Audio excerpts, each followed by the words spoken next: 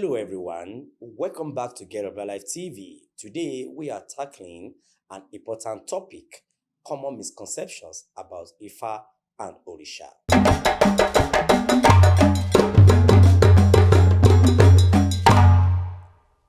It is crucial to understand these beliefs accurately to honor the rich traditions of the Yoruba spirituality. Let's clear the air and set the record straight. Let's dive into some of the most prevalent misconceptions. Misconception 1. Ifa is just fortune telling.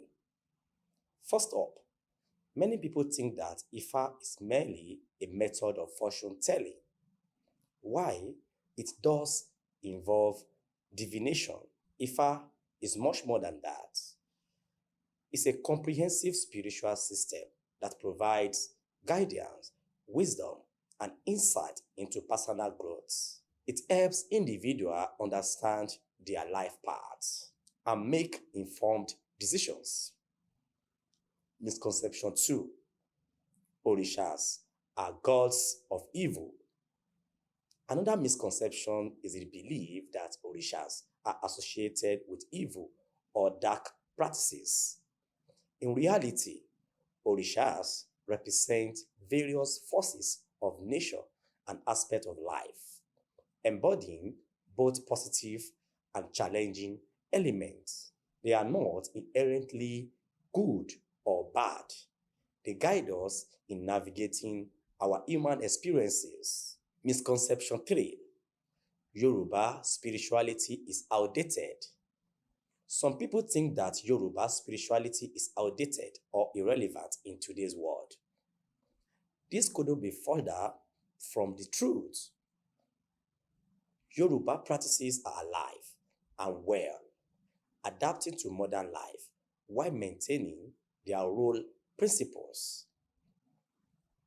Many find strength and wisdom in these traditions, providing their enduring relevance. Misconception 4. Ifa is only for certain people. Another common myth is that Ifa is exclusively for those of Yoruba descent. While it is deeply rooted in Yoruba culture, Ifa is open to anyone who seeks to learn and connect with its teachings. People from all backgrounds can benefit from its wisdom and insights. Misconception 5. Rituals are superstitious practices. Lastly, some view rituals as mere superstitions. In Yoruba spirituality, rituals are sacred practices that enhance connection with the divine, ancestors, and community.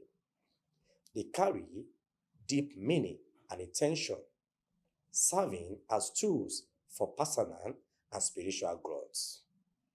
Thank you for joining me today as we debunked some common misconceptions about Ifa and Orishas. Understanding these traditions accurately helps us honor their significance and appreciate their wisdom. I would love to hear from your thoughts. What misconceptions have you encountered, or what questions do you have about Ifa and Orisha? Share in the comments below.